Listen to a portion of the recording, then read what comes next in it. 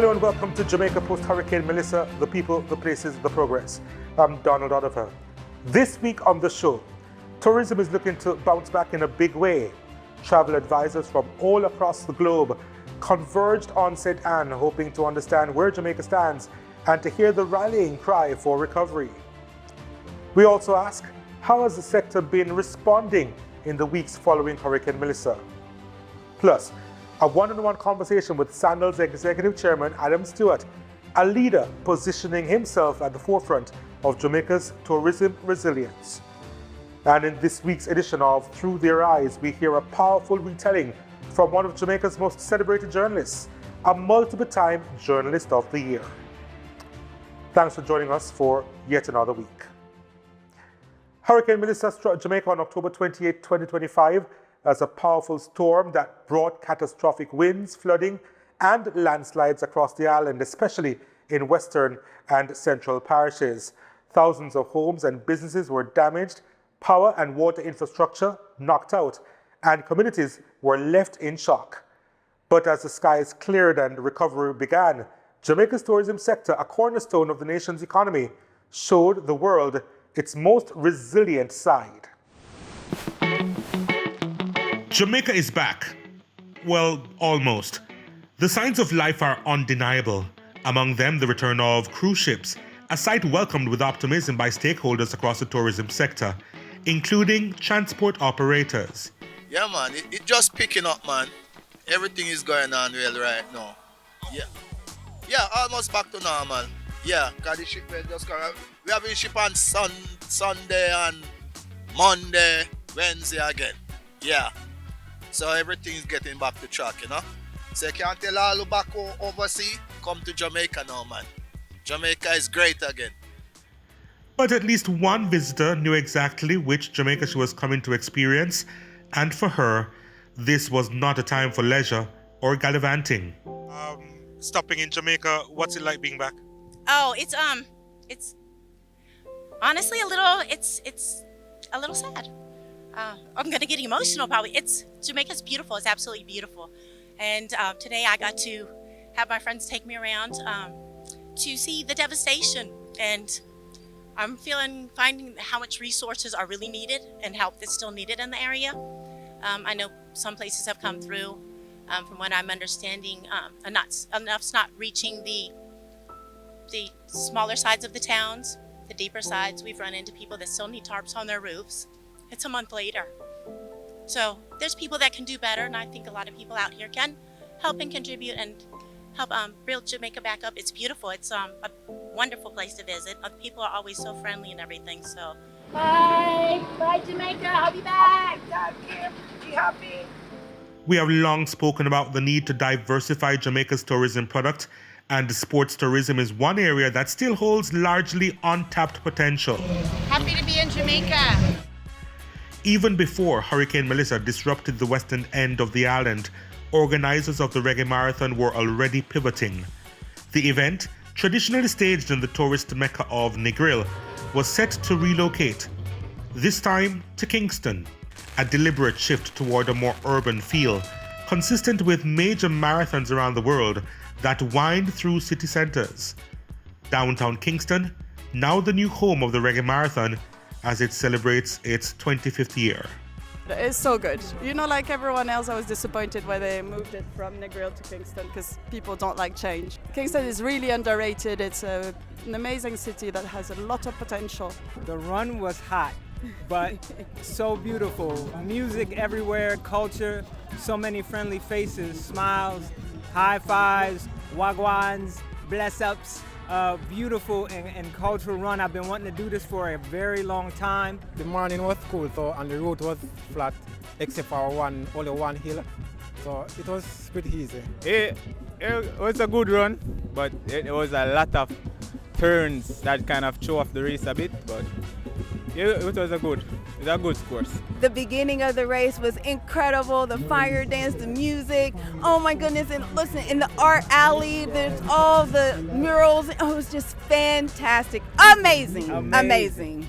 The event was born out of a commitment to preserve Jamaica's rich long-distance running heritage But this year it carries added meaning for both organizers and runners alike. I love that this is here and that we are here supporting the economy in Jamaica to help all the people that are there. We actually brought in things and pajamas for people who have lost so much, and they was asking for such little, but we see the damage and we're grateful that Jamaica still made a way for us to come and to have such a wonderful time. I dedicate my win today to all the persons who've lost, their houses. Some people lost lives with the Hurricane Melissa. And a big thanks to all the people who help, because it's a big way to go.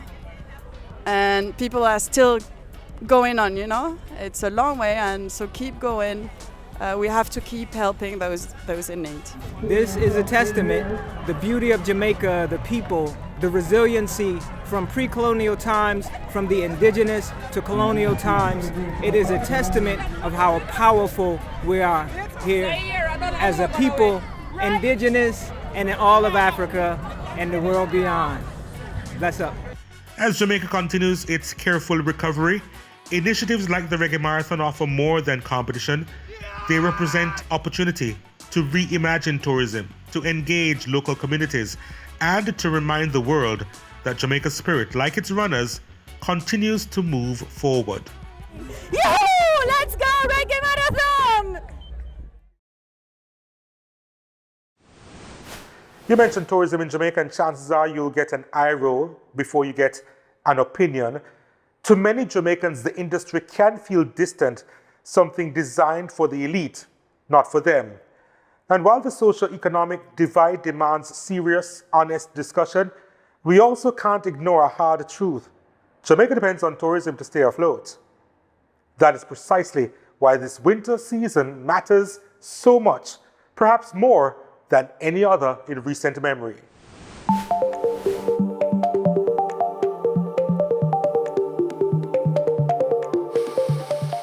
On Friday, December 5, Ocho Rios was buzzing as more than 300 travel advisors arrived for a special familiarization trip hosted by Sandals Resorts. On the surface, it looked like a well-deserved celebration, but the message behind it was serious. Jamaica is open and ready for the winter tourism season. There was a lot of negativity, I think just through social media based on pain or based on fear. But why it was important for us as travel advisors to come is really for us to see for ourselves, because we're the ones who sell the destination. We're the ones that are going to push it, whether it's weddings, honeymoons, getaways, golf trips. It was important for us and for Sandals to take the time to say, hey, not just come see the resorts that we own, but come see the island as a whole. That was a win for us. Their visit comes just weeks after Hurricane Melissa hit the island in late October, with winds topping 185 miles per hour. But despite the damage, Jamaica's tourism backbone held firm. Today, as I stand here, we have 55% of rooms across Jamaica opened and doing business. And by the end of December, that number goes to 68%. And by the end of January, that number goes to 80%.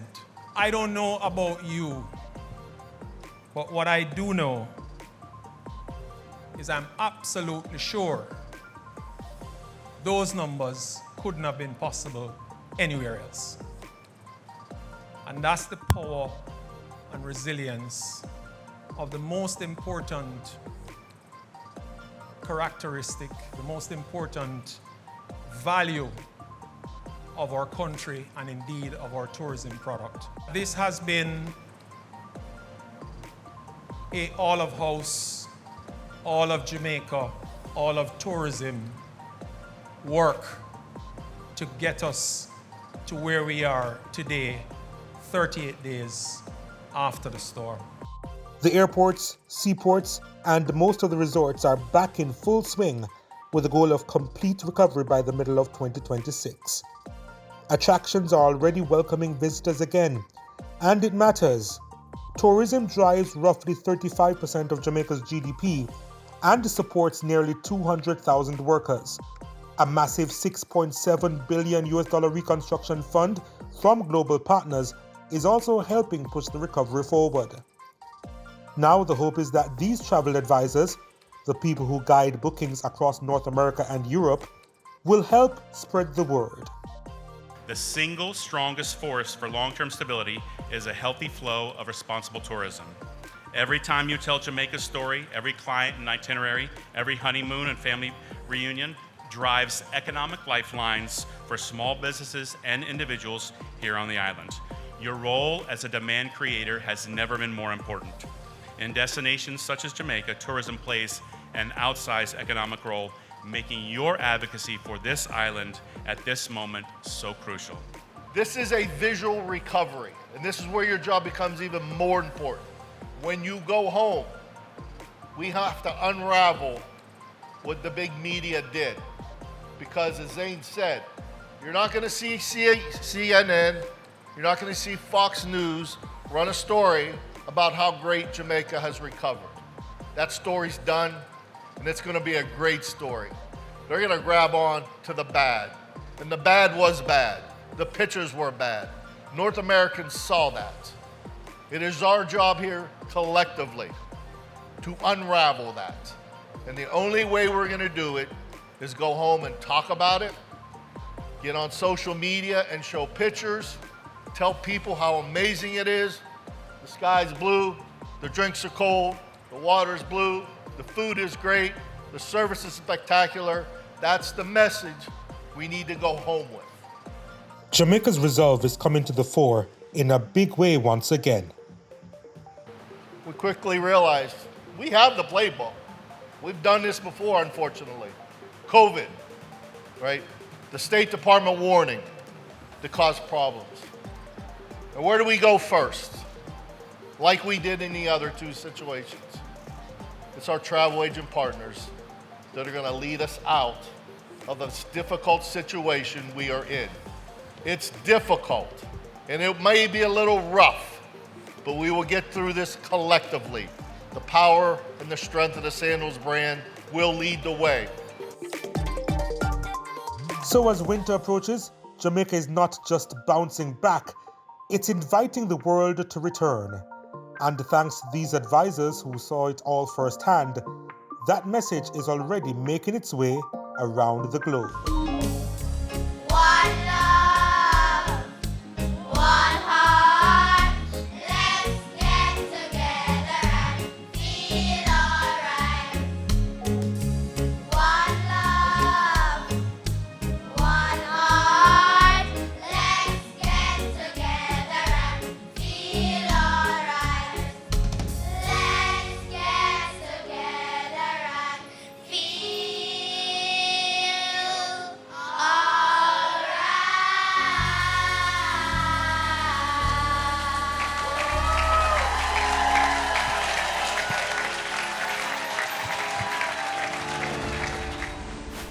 Adam Stewart is a man on a mission. He has taken it upon himself to be one of the chief advocates for Jamaica's tourism resilience. After addressing hundreds of travel advisors on Friday, I sat down with him for a one-on-one conversation at Sandals Ochi.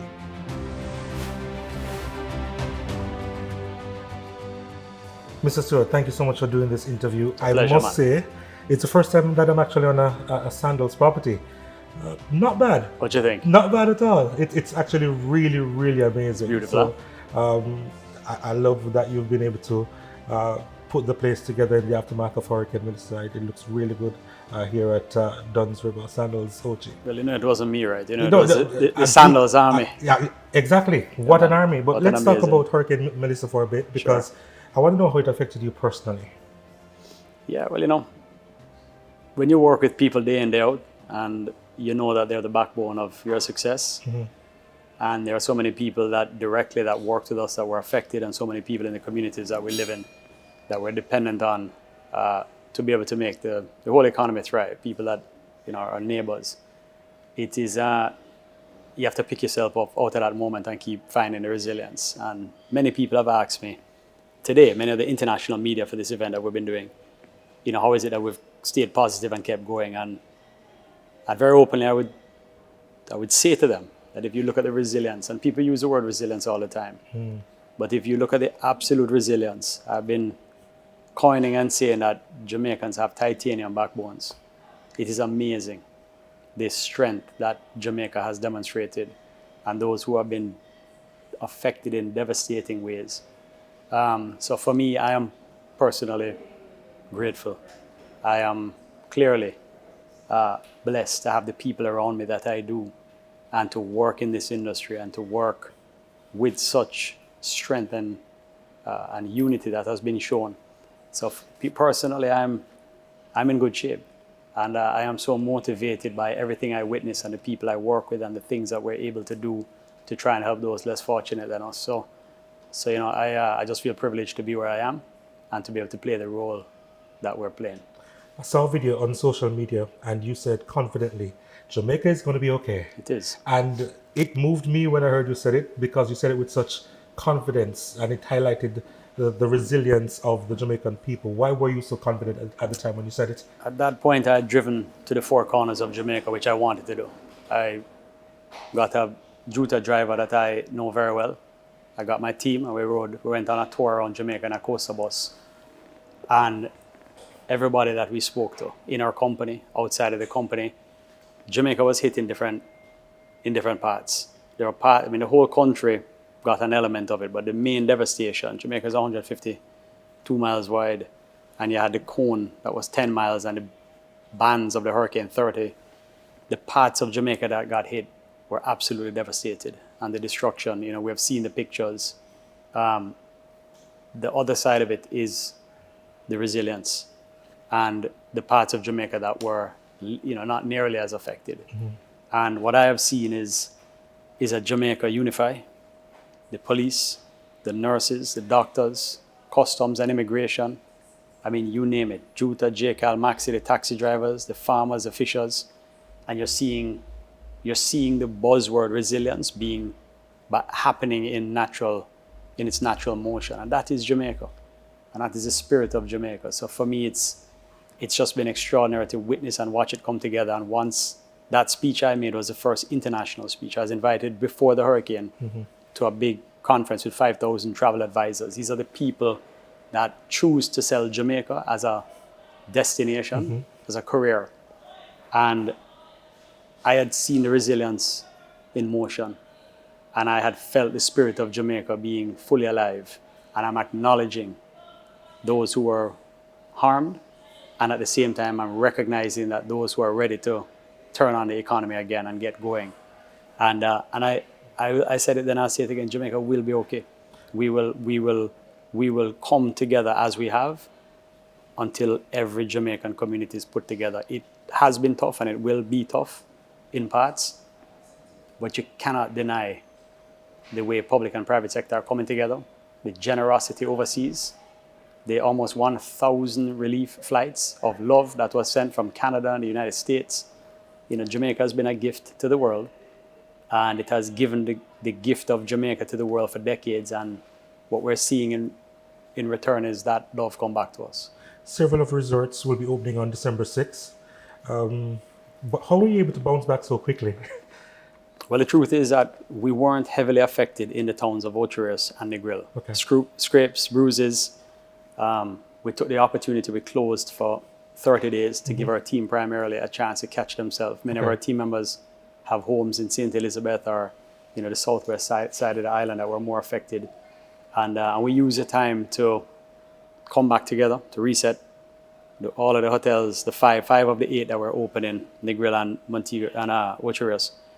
Fresh paint, new roofs in certain areas, spruce up the landscape. But generally, we weren't that affected. There are 3 hotels, Sandals South Coast, Sandals Montego Bay, and Sandals Royal Caribbean, that we have kept closed and will probably be closed for about another 6 months, primarily because we would not be able to pass our health and life safety standards to be able to reopen. So those hotels will get quite a lot of work done to them, and of course we'll take the opportunity to elevate them to the next level. But the same army that I talk about, the Jamaican people, our team members, our Sandals South Coast team members that had a direct hit.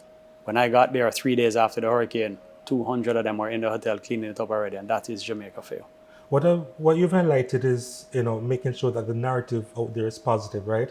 And I want to question you in regards to why we haven't seen a lot of pictures of what's taking place in the resorts that were heavily hit. Is that something deliberate that you've done? I mean, a bunch of it was on social media originally. I think first and foremost is the most important thing in life is human life safety. And while this storm was taking place and while the international media was covering it, if you watch the international media, you would think Jamaica has been wiped off of the map and it doesn't exist any longer. So you have to let the dust settle. And the first thing we have to do is catch ourselves, figure out where people are, understand where the communities that are most devastated. And, this is early day stuff, just trying to get a bearing on how bad things really were. And of course, the hotels then empty out. People go home, and different hotel companies will treat with their asset in the way that's for them. For me, tourism represents almost 40% directly and indirectly of our GDP. More than half of our foreign exchange in our economy comes through the tourism machine. Tourism directly and indirectly employs over 350,000 Jamaicans. And it's not just bartenders and waiters. It is the hardware stores. It is the supplies, the farmers, the fishers, the egg farmers. It's the taxi drivers, the tour operators, the pastors and the priests that officiate weddings, those who choose to come and get married in Jamaica. There's a whole infrastructure, and the tourism infrastructure of Jamaica, the private sector working with the government on either side of the political divide, it has been this way for a long time, do a very, very good job of coming together. The last time we had to come together like this was COVID.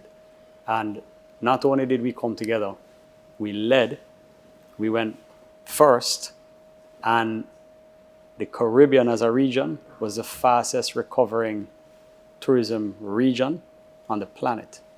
And that shows you the strength of our people, the capacities of them. So what we do in Jamaica a lot is we like to talk about the bad. And we like to sussy sometime and deal with, some of the negative. There's too much good coming out of this in terms of unity, not to highlight it. And that's why I stay positive. You took care of your staff well, me included, gave quite a few of us a stimulus package.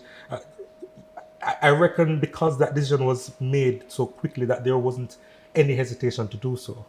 There was no hesitation. You must always, and we have always stood by our team. Our team, and my father, as I said, my father molded me like a piece of potty. Butch Stewart was the most unbelievably selfless, caring entrepreneur. A man who came from, no silver spoon in his mouth and built everything that his entities represent today. And from I was a child, I saw the generosity that he did for the people that defended his businesses and took care of his businesses. And we run our companies today with that very same philosophy. So we will always stand by our people, whether it's the Sanders Corporate University or the work that the Sanders Foundation does in the communities. But there are times that you can't hesitate. And there are times that you have to show up. And this was clearly one of those times. And the company showed up. And I get the credit, but I want to be clear that same Sanders Army and that ATL Army and that Jamaica Observer Army, we came together very quickly, banded together and made sure that our machine stayed intact and our people were taken care of, and very proud of that. There's a couple more questions because a few months ago you spoke about the diversification of the tourism product and you spoke about wellness tourism in particular. In these last few weeks, have you thought about that even more? Yeah, Sandals will continue.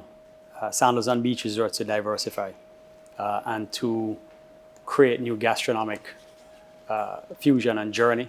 Wellness is an element of it. So wellness is much more than just gyms. It's mental, it's physical, it's your diet, etc. But I also think the government of Jamaica, working with the private sector, has been looking more deeply at really looking at the natural sort of biodiversity of the country. Portland is different to St. Elizabeth. I think Jason Hensel and what those guys have done down there, the Treasure Beach community is just phenomenal. It's a great product, a different product.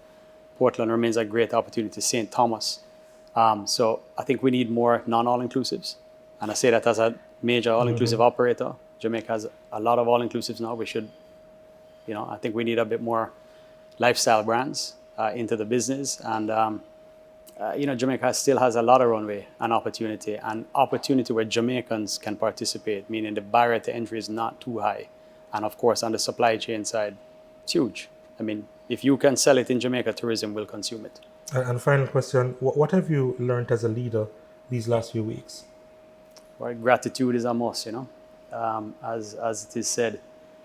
I have been reminded, not that I needed reminding, but just how resilient, and people use the word resilience, but I've seen resilience in motion, and I've seen us come together. And I think anytime we worry that the spirit of Jamaica might not be with us, I think this has shown us that is not the case. And I think we have been proven that the gifts Jamaica has given, whether athletics, gastronomical, musical, all of the things that Jamaica stands on the world stage and leads, all that love has come back to us. We're a love country and a love people. I think we're humble. I think we're learned. And out of this, I hope, more than anything, that we pick up the pieces, take care of those who need taking care of, that we don't let our memories, fail us here, and that we reconstruct in a more progressive way for when the next storm comes along. And I just want to thank the people of Jamaica for just being so unbelievable right across the board. And it'll take more than a hurricane to break us. I promise you that. Thank you, Mr. Stewart. My pleasure. All the Thank best. you. Mm-hmm. Come on.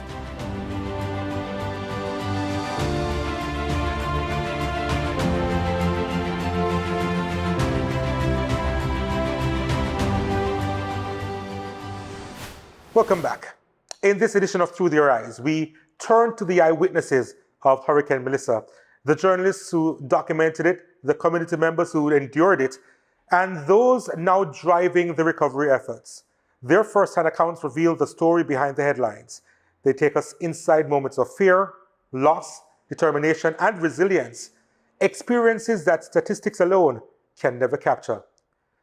This week, we hear from Giovanni Dennis, multiple-time Journalist of the Year and CVM TV's Managing Editor of News.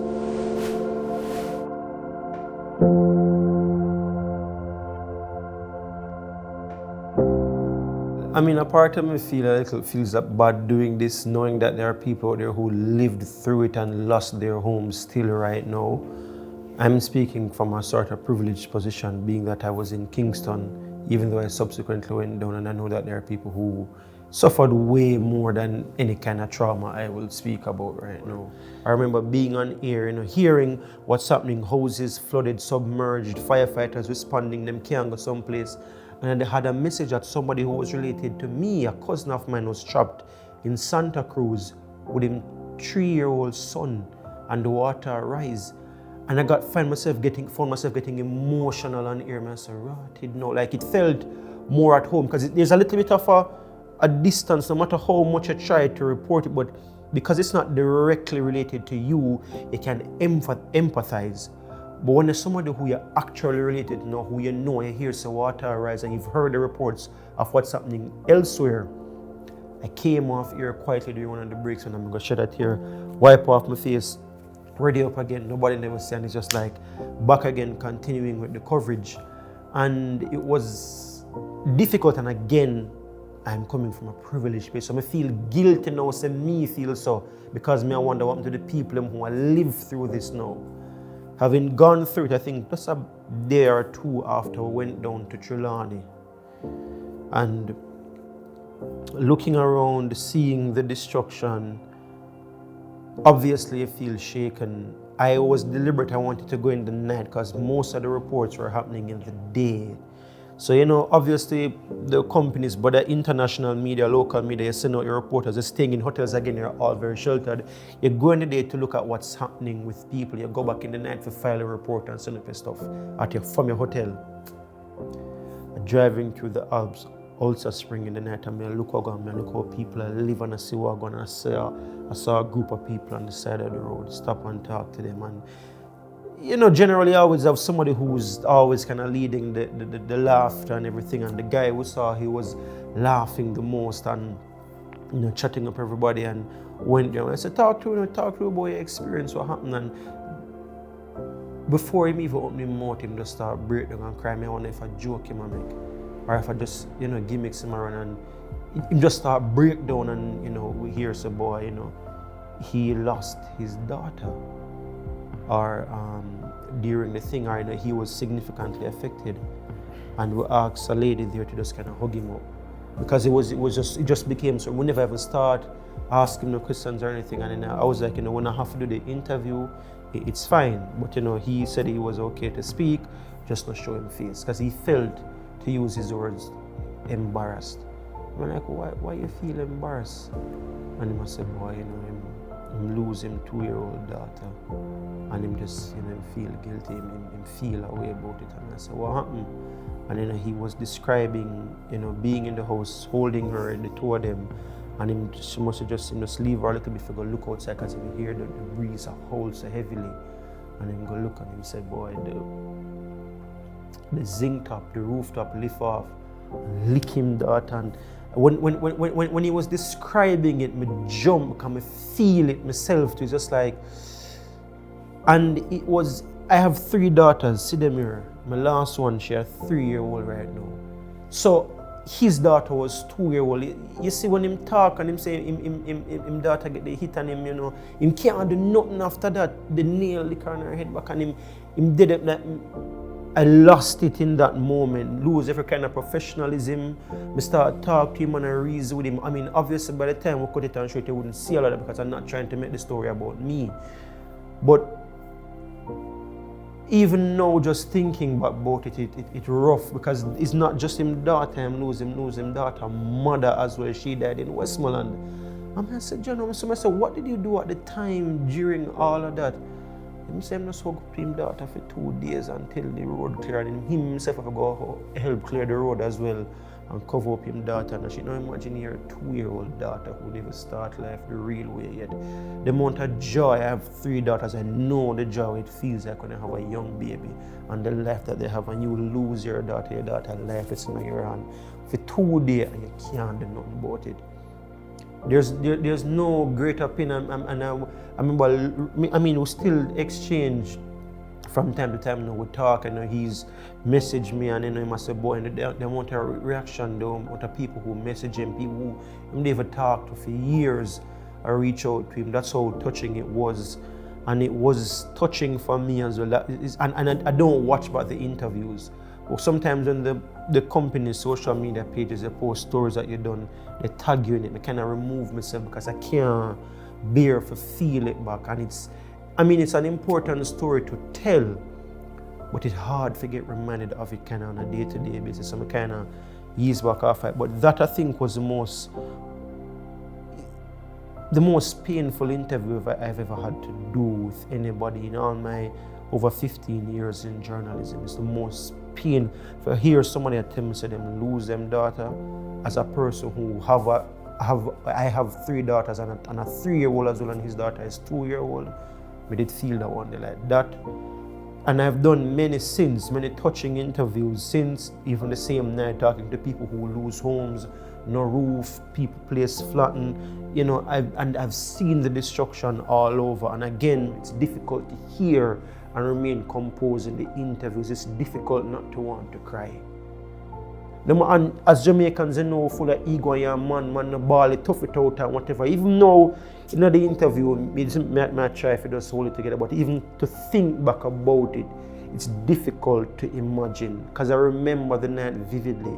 I remember him speaking. I remember what it feels like. And every single time a clip of that interview plays, or somebody sends it to me, or somebody asks me a question, I remember, and I'm taken right back there again. Right back there with the emotions. I might imagine what him got through, and his story is a microcosm of the macrocosm of what's happening to thousands of families in Western Jamaica. It's rough, man. God knows. It's rough.